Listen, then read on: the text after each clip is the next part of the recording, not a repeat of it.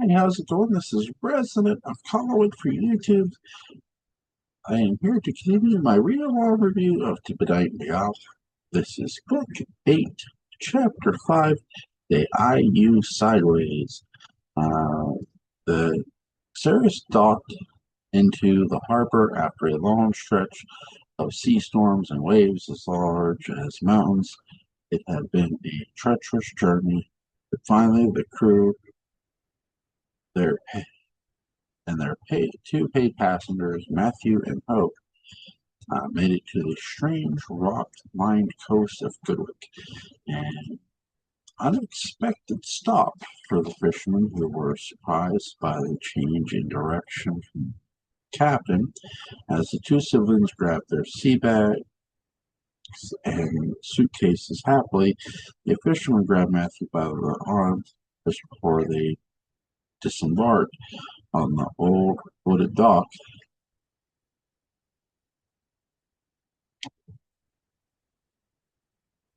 What's mate? What's that you need? These old sea villages has nothing for the likes of it. The old fisherman with an eye patch wondered. Matthew did not want to draw anyone else into the dangerous world he was living in and patted the man on the shoulder.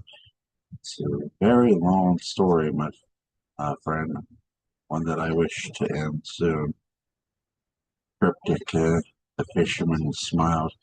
His tooth, the one he still had, grimy and stained, listened. I don't know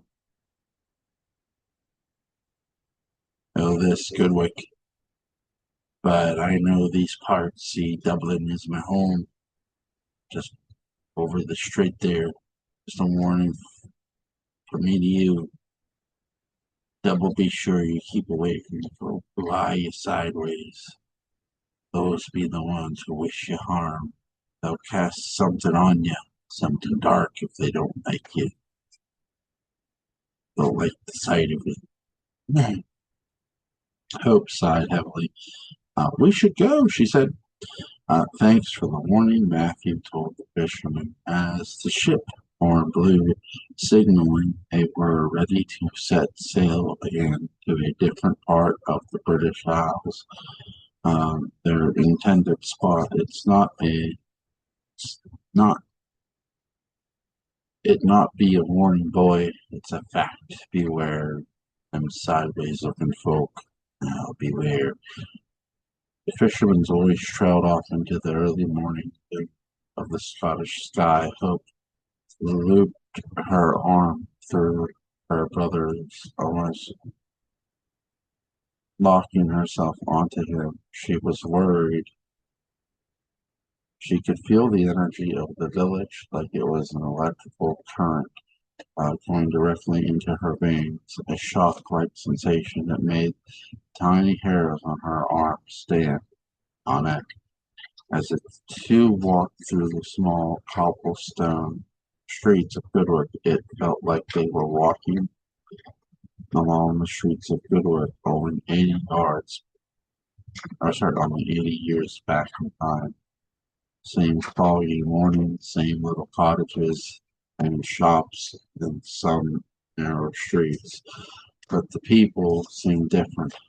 Those that were awake so early in the morning had eyes that felt distant, cold.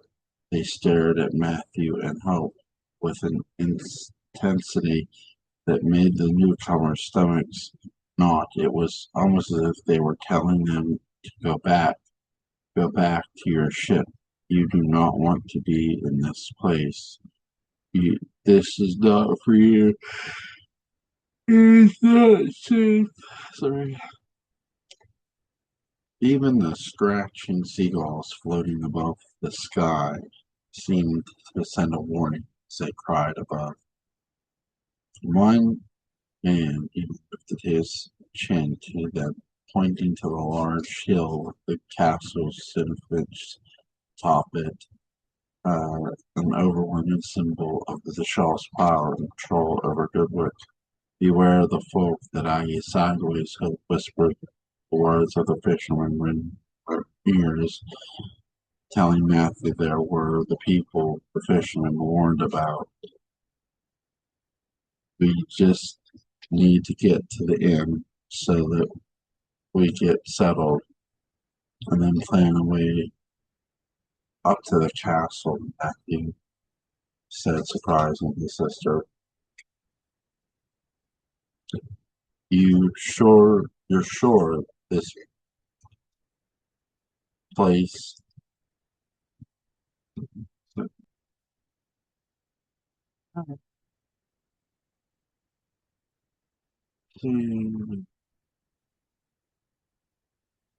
you're sure that that's the place they're being held, held. Just sinking her memory of the visions they saw at the caves could have been wrong after all. Matthew smiled at her and squeezed her trembling hand. You don't have to do this. You can stay and wait for me at the end, he replied, attempting to calm his sister just before someone stepped in front of them, blocking their way down the rest of the cobblestone streets. Hood gasped. It was an older man, pale in every sense of the word. He had no shoes. His eyes sunken into his face looked like two black dots surrounded by a white moat of bread and hair. His hands incredibly bony and thin with fingernails small and cracked. He put his hand up in the air, blocking Matthew and Hope's passage forward and mouthed the word stop. Hope hid behind Matthew. Sir, Matthew asked, may we pass, please? You may not, the man whispered back. What are you? The Winterbournes are confused. Travelers, Hope said behind her brother. We're only here to stay the night. We're traveling through to Edinburgh. A lie, Matthew answered. The old man's eyes narrowed in an untrusting glare. They were far from the capital, too far, he thought. This place is not for you. Take yourselves and be gone. We only need one night here, sir. We can, if we can be shown to the inn, stay one night and then be off, Matthew replied. A lie again. Back away, old Fritz, back away. Another voice said, this one, a younger man, just pale, but healthier looking. Don't pay any attention to him. He's the town drunkard. See, he'll tell anyone who eyes him sideways to leave this place. Go on now, Fitz. Go back to the pub with you. That'll make you happy, the man said. Fitz, the older man, grabbed the waist of the falling pant of his falling pants. He quickly made his way off, looking back every few seconds to watch Matthew and Hope. Will he be all right? Hope asked. Americans, the man asked, ignoring Hope. Matthew nodded, trying to keep the encounter short. Now the less info, the better. Only traveling through, we won't be here long. Can you point us to the inn? The man, strapping red hair, with a beard, sharp green eyes that were a bit sunk and steep aside, and pointed down the street they were already on. The fog almost lifted like a curtain for his pointed finger, revealing a small building on the corner of one of the tiny cobblestone streets. Goodwick Inn, the man replied, his eyes almost sparkling like two diamonds. Enjoy your stay. Stay safe. Matthew thanked the man, and the two quickly made their way down the street. The red-bearded man pulled out a knife from his side satchel and removed it from the sleeve. Its blade caught a bit of sunlight that peeked through the Scottish sky. There was no ordinary man.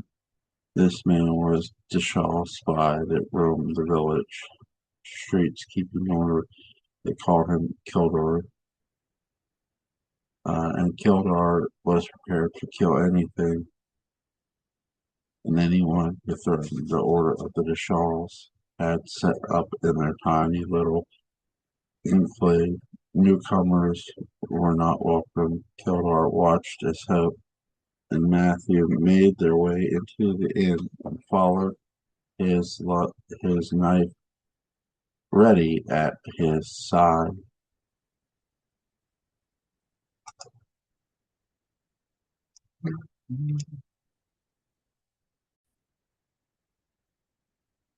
Evie awoke in her room. She had finally found a way to sleep, her body exhausted from days and days of little to eat and no rest had finally taken its toll. She turned over in the large bed with the ruby red comforter. She lifted herself up in her forearms, realizing she had not gotten into bed, just slept on it.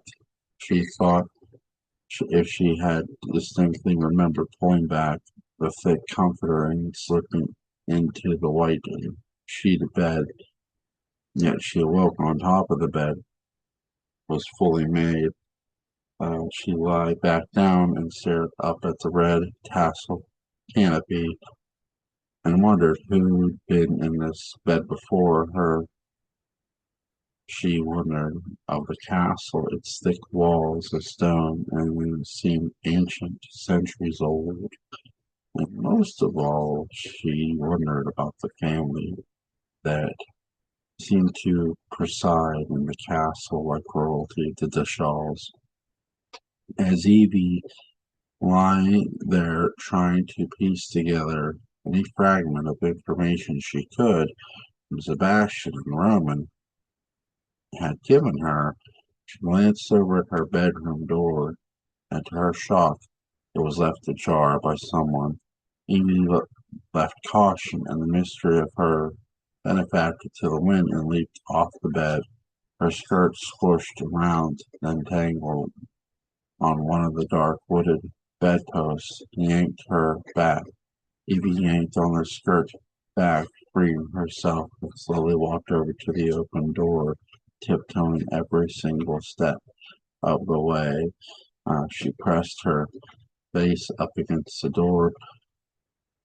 open door, the line of the wood mark between her eye and nose like an invisible marker.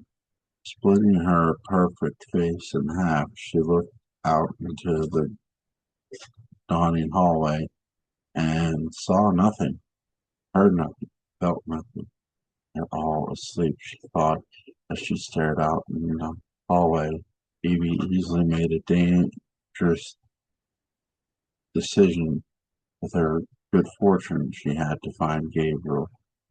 With her mind now square on searching for where Sebastian had put Gabriel, she set that out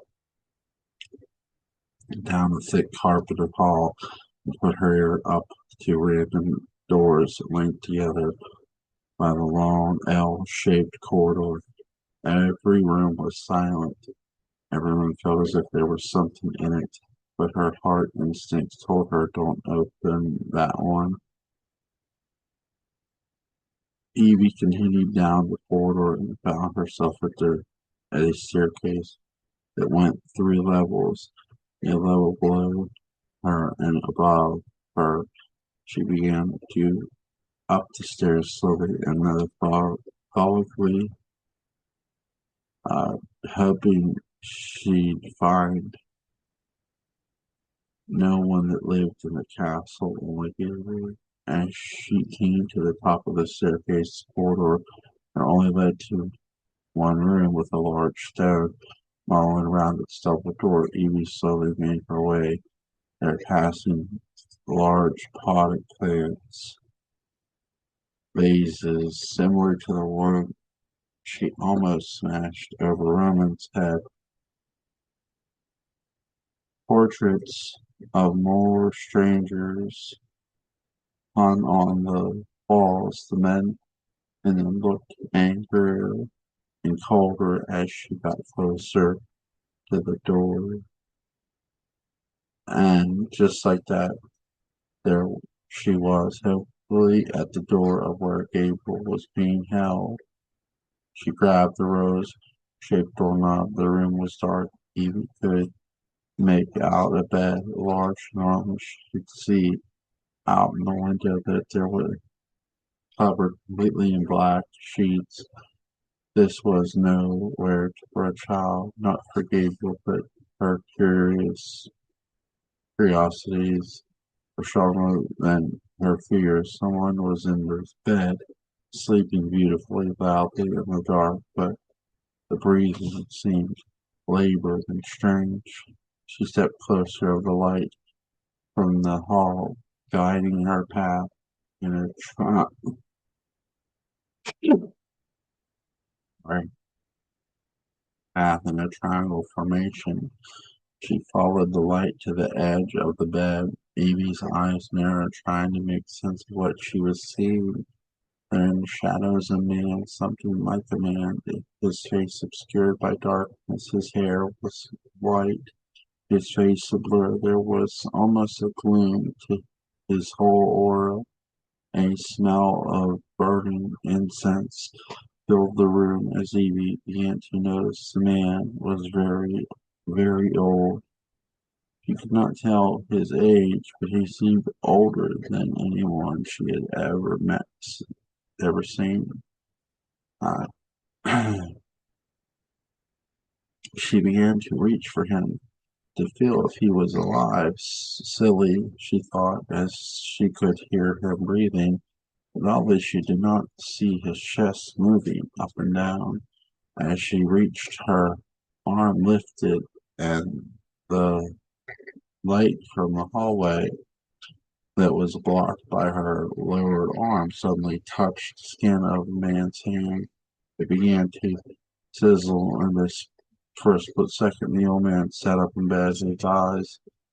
His dead eyes met Evie, his mouth aghast with veins.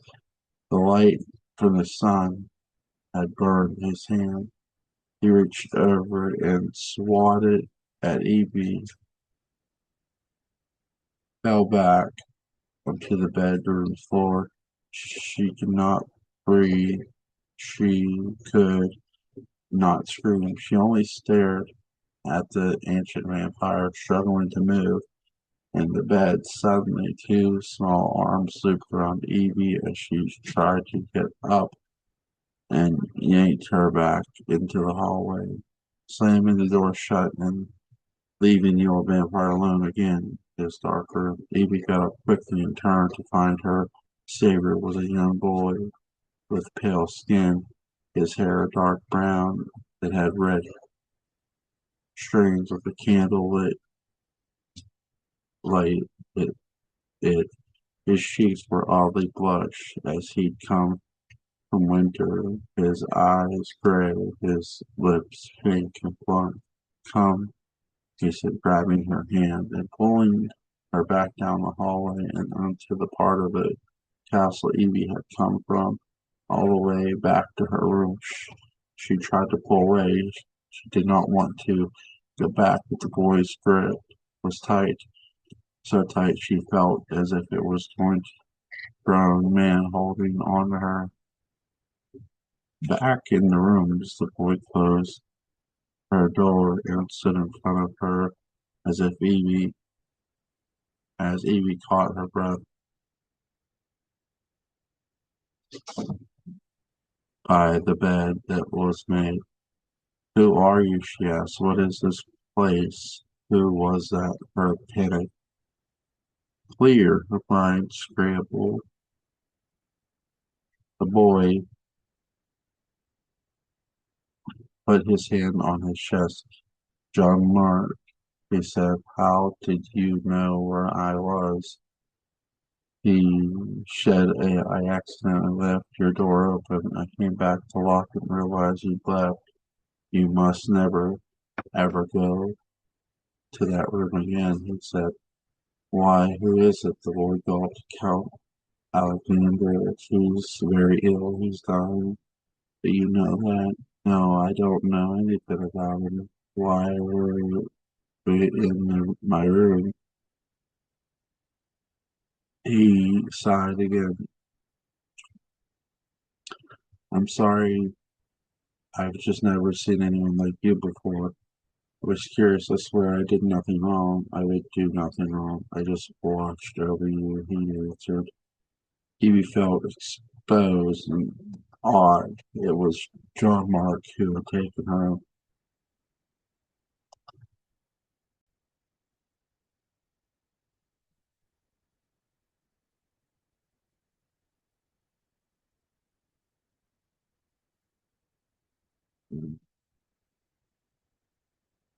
John Mark who had taken her out of the bed, made it, placed her back on it. How? How was he? He was but a small child. How could he be capable of lifting a grown woman and doing that without her knowing? What do you mean, a person like me? She asked back. Mother, he said, his voice softened. Yes, I'm a mother, Gabriel's mother. Do you know where he is? Will you help me? Help us leave. No, no, you can't leave, Gabriel. He's the one who will help Count Alexander. He's the only one who can, the child said. But what? How? She asked. You don't know, Charlie questioned. Please, you have to listen to me. Gabriel and I were brought here against our will. We don't belong here. Whatever you're talking about, the Count and how Gabriel can help him. He can't, John Mark. He's just a baby with whom and in his mother I need to protect her. I'm his mother, I need to protect her. But being locked here, I can't. That's why I need you to help me. He explained. Trauma shook his head. He knew that this was impossible. Gabriel will save us, he refuted. That's just how it goes.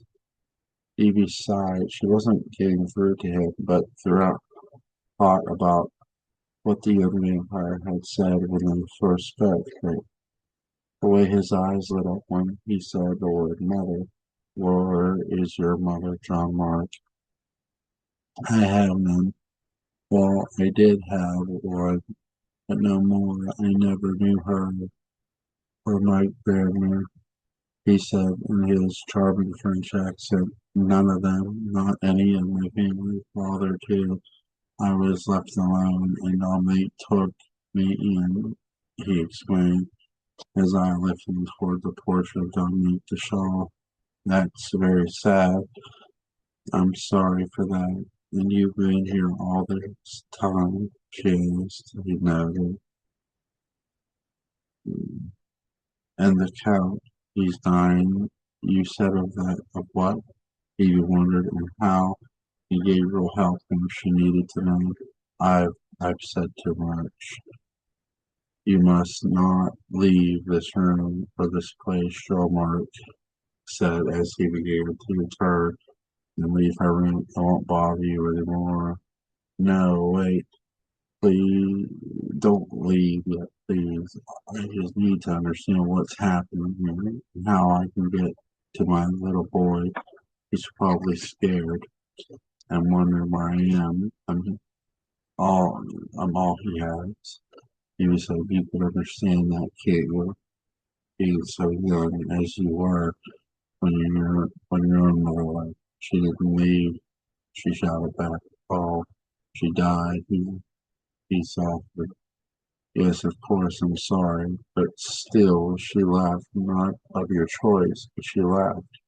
You're just a baby, just like Gabriel. I need to see him, John Mark, please. Evie replied, it's too dangerous. Yes, it is, but Wouldn't you want to see your mother if someone could help? She said, pleading to his young motherless heartache. And check on him for you. Not you, you cannot go, he replied, as he turned the doorknob to leave. She refused. She rushed over to him and grabbed his robe and pulled him around and said that they were facing each other. His cries poured at her forcefulness. He pulled his arm out of her grasp and asked what she wanted. Are you like them? She asked. He nodded that he was. And yet you walk in the light, she asked. Dominique saved me. She helped me not to be like them. I need the things they need. I live the way they live. But she made me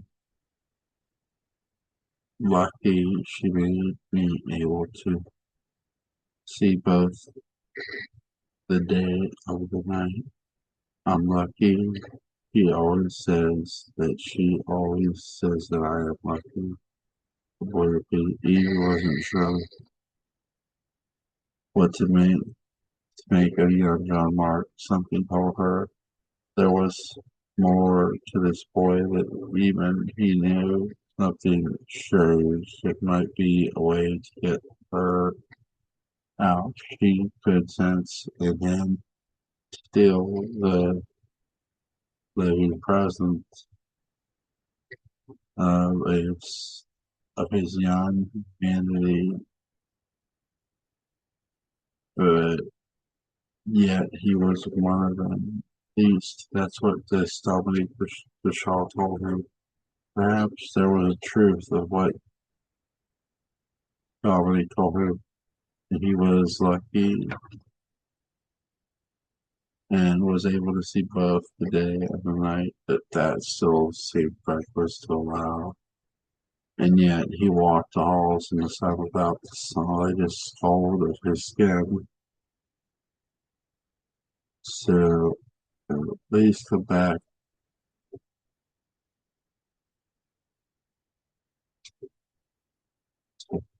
Be careful, he said to her.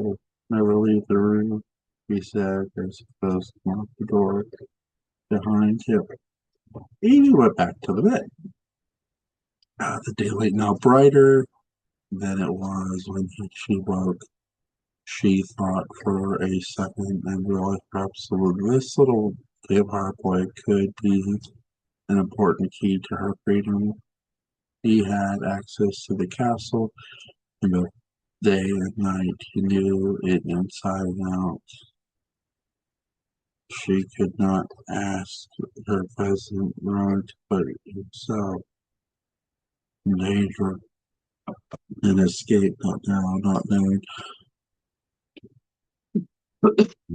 how entrenched he was with the Dishals. No, Roman was in too deep. John Mark would be the perfect one to help her and Gabriel escape.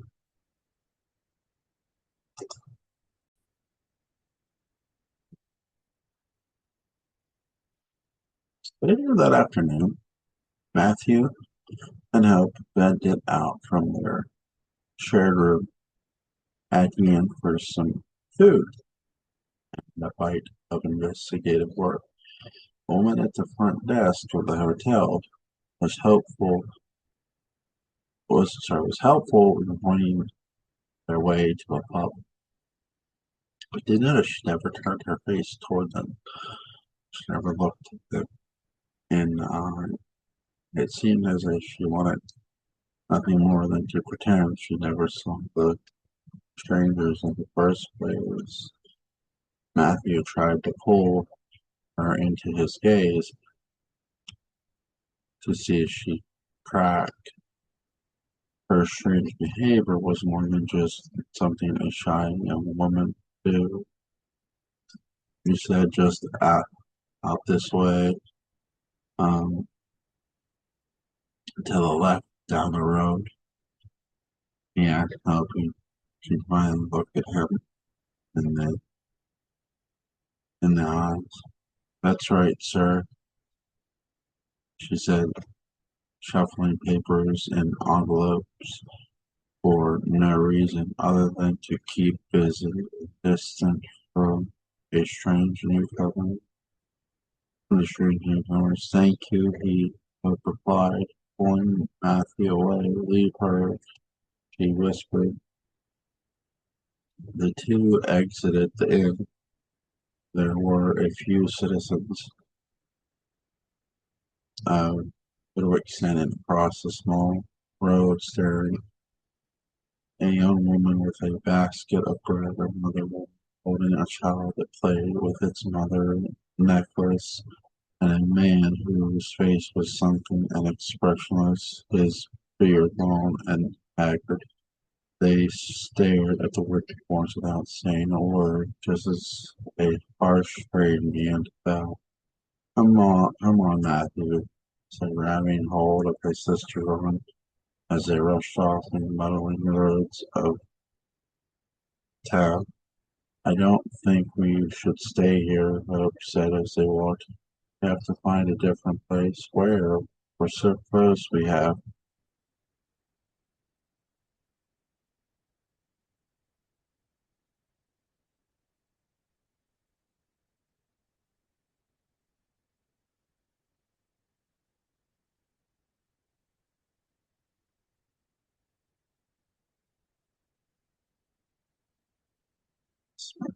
Peace.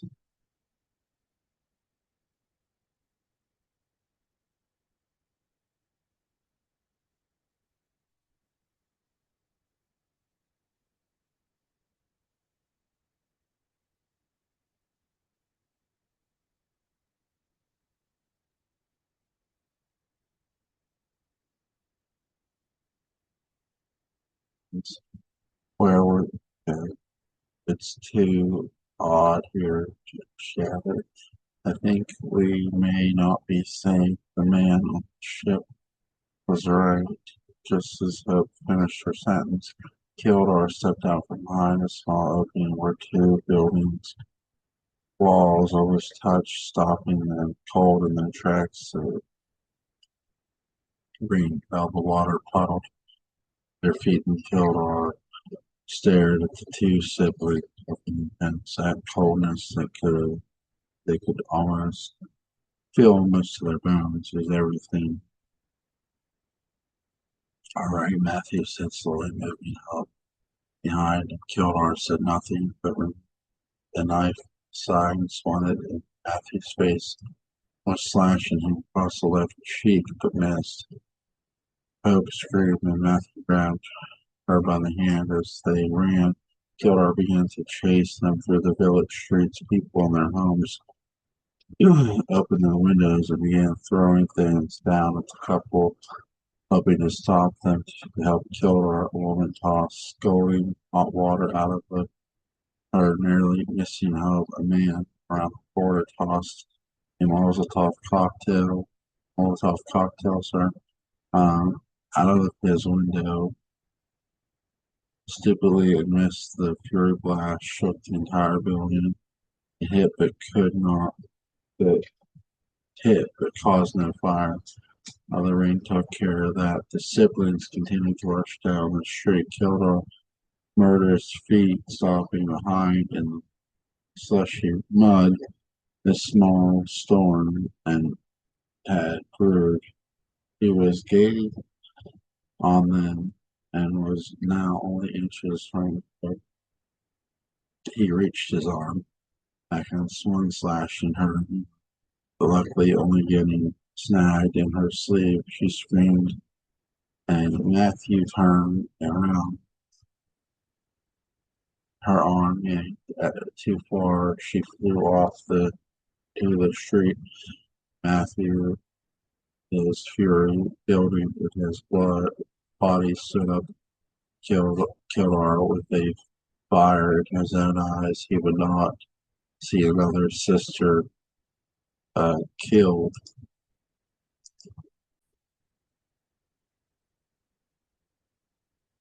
What do you want? Why do you chase us? Matthew shouted, his chest full and strong, filled with air. The veins in his body throbbing with the intensity of the beat of his strong heart. Theodore said nothing, but began to walk around Matthew in a circle like a shark. Facing his new prey, he smirked a bit, feeling his yellow teeth stained from cigarettes and coffee. His eyes dark and vacant, his mind under complete control by the treacherous Shawls that lived above them all in Castle's Cypherage. The vampire clan cult had done its duty and found a way to control the entire village to protect their hide through others, but enter the village and none alive. Theodore swung his knife to see Matthew. Matthew swatted the would-be murderer's arm away and with his left hook bashed the bearded killer in the face. A tooth shot out from the man's mouth, a long stream of blood and saliva. Kildare, shell-shocked at first, smiled a bloody smile and spit out the red liquid and swung again. The knife lodged into the wall right behind Matthew. Matthew kicked him in the stomach, knocking the air out of him. He fell to the floor, allowing Matthew to leap over to help her gotten up out of the mud. He grabbed her hand and the rain while Kildare caught his breath. The siblings ran around the village without Kildare's encouragement.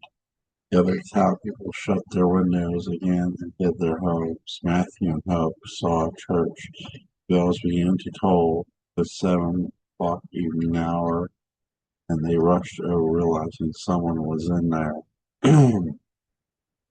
They burst through the door to find a lone nun standing at the bottom of the long rope that led up to a single bell tower. She turned to her left, where the statue of the Madonna and a child stood in darkness. The nun quietly lit a candle below and turned back to a drenched Matthew Hope. The silent nun did not seem surprised at her visitor. She only smiled and replaced her hands and the large front porch of her habit slowly approached them. "You've caused quite the disturbance in town," the nun said. "What's going on in this place? Why does it have such heaviness?" Hope asked. The vibrations, a beagle, a strange, quickly vanished while in the church sanctuary only an echoing voice remained in the air. "Can you feel it?" the nun asked. "Can you see without using your eyes? Am I right?" Hope noted. She was gifted. She had the special gift. All her people did, even Matthew, if only he could get back to it. "Yes, I know not from where you come, but I can tell you both that this is not the place for you."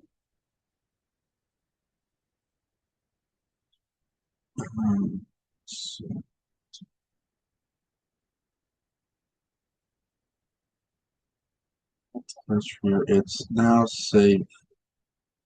It's no safe for outsiders who do not know their way, the nun said vaguely. "We're here to help my friends. They're trapped here in that castle," Matthew explained. Nun's face froze and she shook her head. "Afraid you must leave without them. Go back where you came from and never ever return." "Can't do that," Matthew said.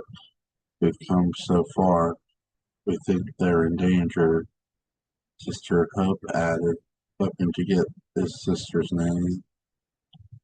"Anna Bernadette Most people call me Anna. She answered, Anna, what is this place? Matthew asked again. Anna mentioned for them to sit in the pews with her.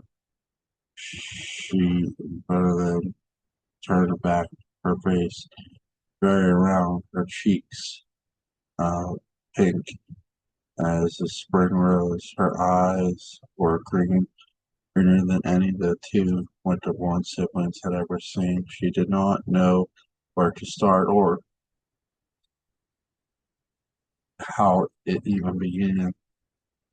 Goodwick had been this way since the day she was born. It had always been this way. She found herself drawn to the church to keep from the strange allure of the Dishaws. She knew nothing of them or what they even looked like. Knew that most of the village, if not the entire village, now was locked under their spell. Something they'd given to the town that no one could ever get back. It was as if they'd paid off a debt that would last for eternity. The Dishaws did indeed hold power over Goodwick, but it was power that was corrupt and sinister, and only the church could save Anna. There was no priest, there was no other nuns. Anna wasn't even truly ordained. She just came here alone and found her peace. The Dishaws found it impossible to take her. The church walls protected her. They never saw me as a threat. I've been allowed to carry on here. No intrusion from them, but that may change if they know you're here. I cannot harbor you for long. And I said, all we want to get is our friend and free them. We cannot leave without them, Matthew said again. They could kill you where you stand. Do you understand that? They would know quorums. They have no quorums about it. And I said, Gabriel Hope began his own is only a child of 3 years, a baby. He is being held captive there. He is not something, this is not something his mother or the other person we seek to save would want. We believe they've been kidnapped and are being held against their will. The child, and imagine that the little child, Sister Anna, got up from the pew. The Winterbournes got a better look at her home. They'd have it and realized she really wasn't an actual nun, just a woman who sought safety in the church walls, away from the pressure and corruption of the Dishaws. They are taught they would see the existence. They could see the exist. Sorry, they could see the express on her face shift. The idea of a child among these creatures worried her, bothered her, made her sick and bad. There's a service entrance, but it's dangerous. She said, it's all dangerous at this point. I'm upset, but we have to do this. I can take you to the mouth of the road that leads up to the place, but not now. The sun is going down soon, and the rain is darkening. Yeah. Let's see. Well, we have to go when it's good and bright, under the protection of the day, she warned. Of course, Matthew replied. What do they do up there? Bob asked. The nun turned back around to face him. Just stained glass, windows sparkling, dames, practices of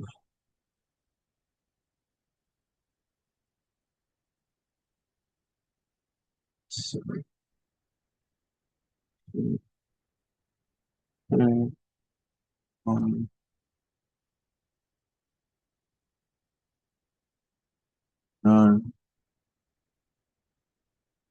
the stained glass windows sparkling in fractures of light, and her puckered face, like it puzzled.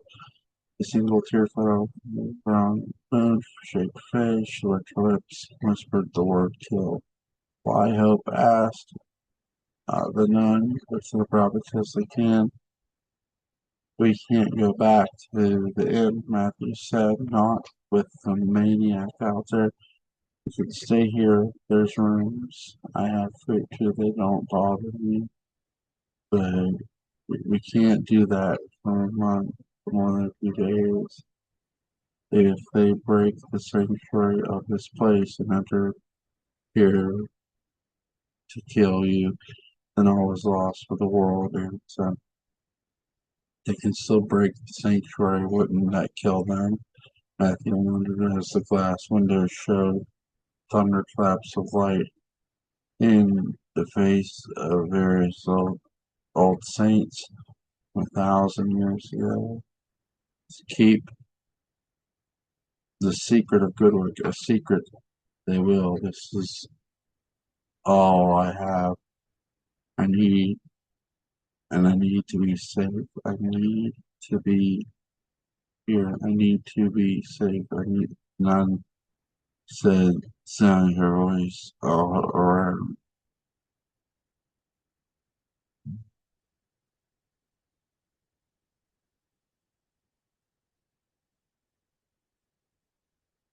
So,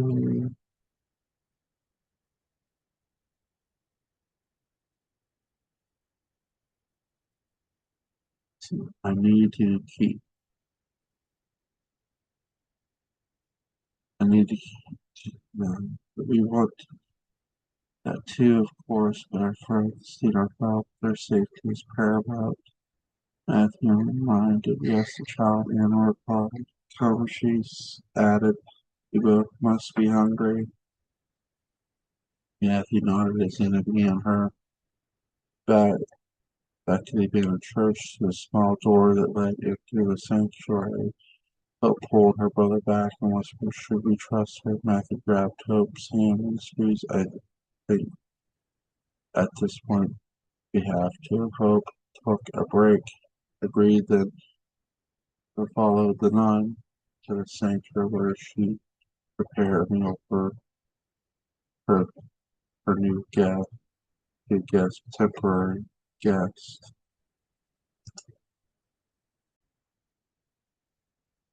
Okay, over in the ballroom was being prepared by working villagers for the awakening of the nocturnal inhabitants.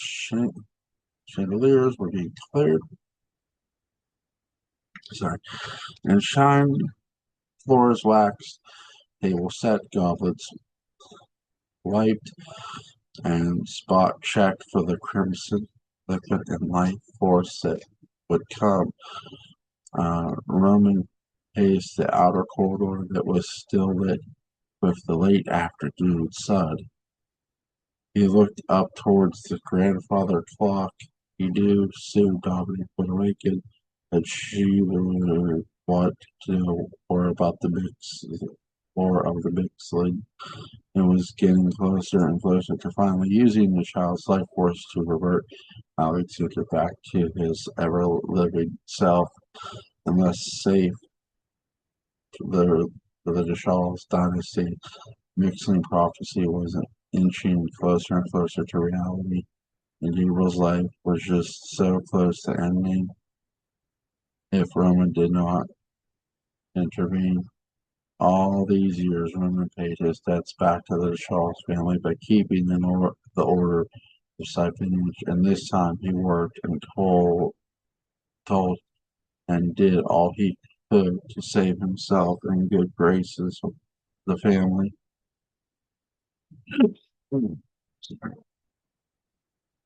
That took him in and saved him from what would have been certain death.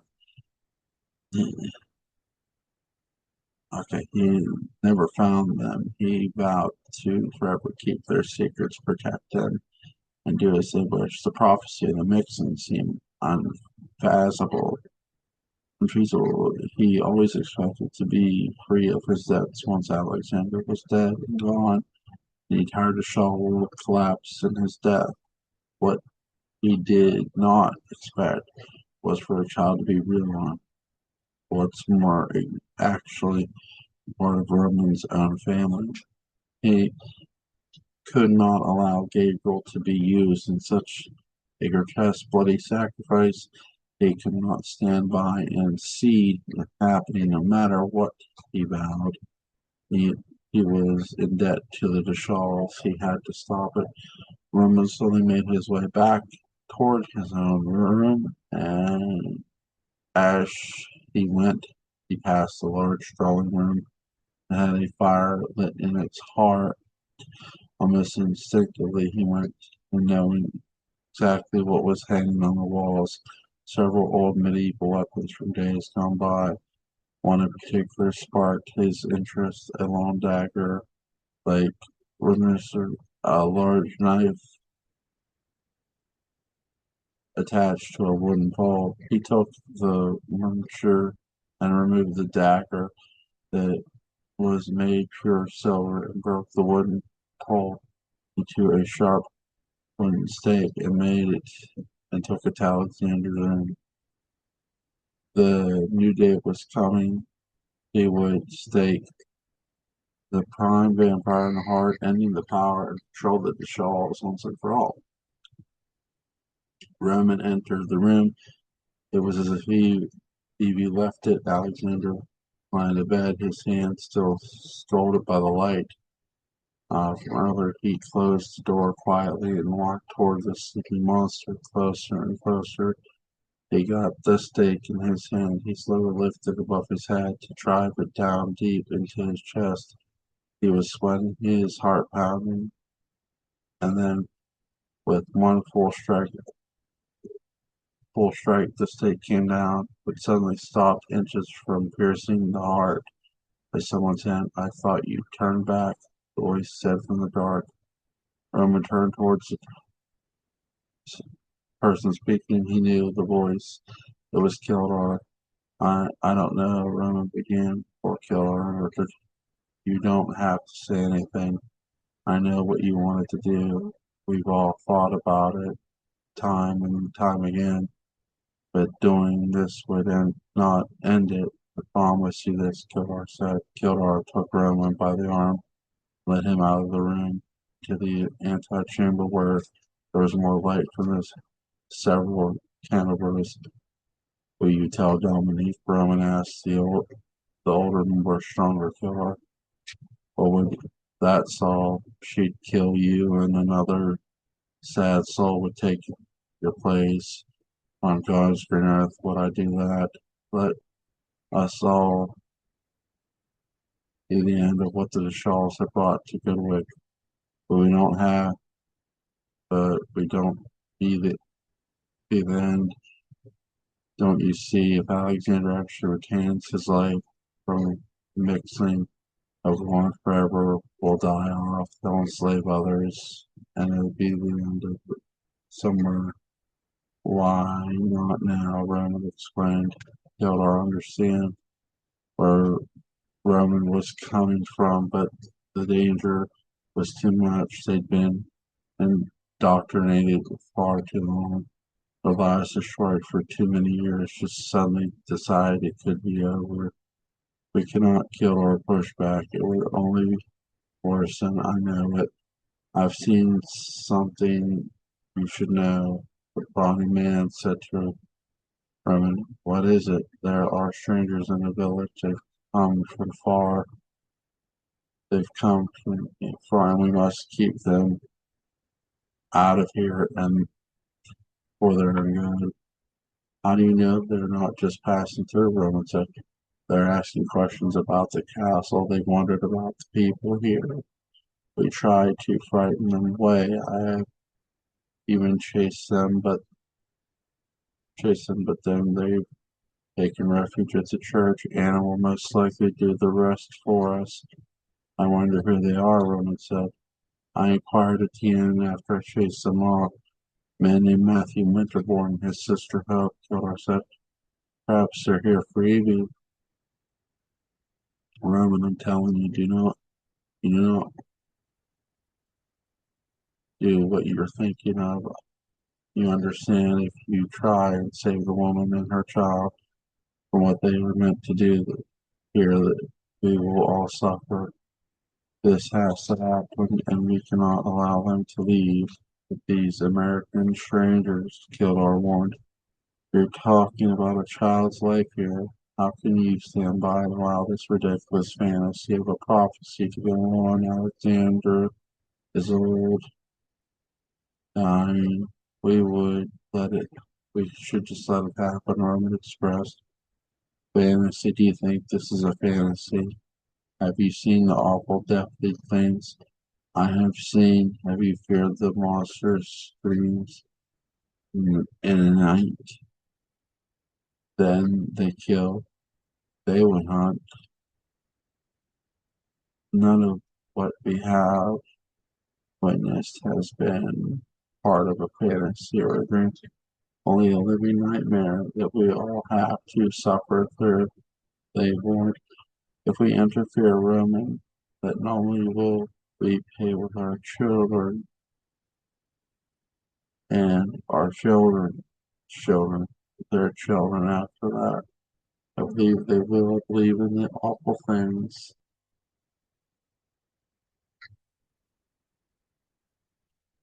they can be capable of. The Shaw must live for us to live. I need your word. You will not interfere with that. What is about to happen the next coming days? Roman stared at Kildar's strong face. He did not fear him.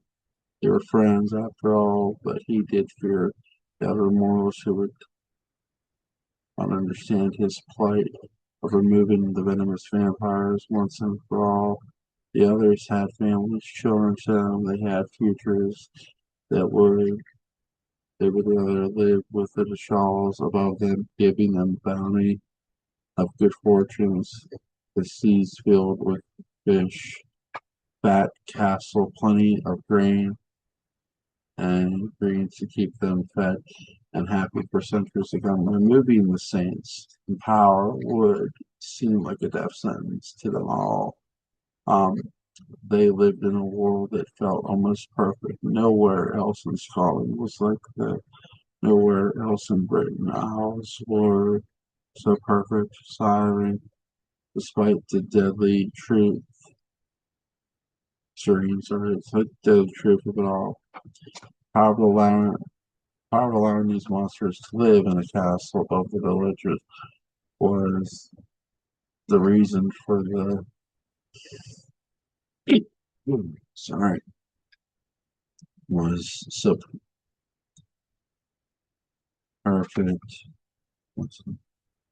Bloodthirsty quote per quote. You scratch our back, we won't bite yours. Promise me, Kildare, shouted, taking on the shoulders. I promise I won't do that again, he said, a half lie. Kildare took his leave from the antechamber and went back to sit in the dark of Alexander's room. Roman followed and took off onto the other quarter back down into the main hall and the ballroom was still being set up. He wondered if he would be found out, if his half-lie would be exposed. Although he would not try to kill Alexander again, he surely would do all that he could to free his cousins and free himself. The end of was was indeed near, but not in the way he hoped. Perhaps the strangers from America would find him, and they could all escape together. Roman took to his spinning mind, continuing to repeat the names of the strangers back in his head. Matthew Hope, Matthew Hope, Matthew Hope. He needed to remember Link fast. Even finally, the plan was forming. So that's the read along. Really good, really good. I really enjoyed the introduction of Kildare because it lets you know that there are other villages who understand. not everybody's, a mindless slave, but they've lived under the Shaw so long, it's all they've known. Um, so it's really, really, really interesting. Um, I'm really curious to see what happens. This is really good and very creepy. You have a very creepy casting, very creepy situation. So, link to Benight Beguile in the description box. Hope you guys have a happy Thanksgiving.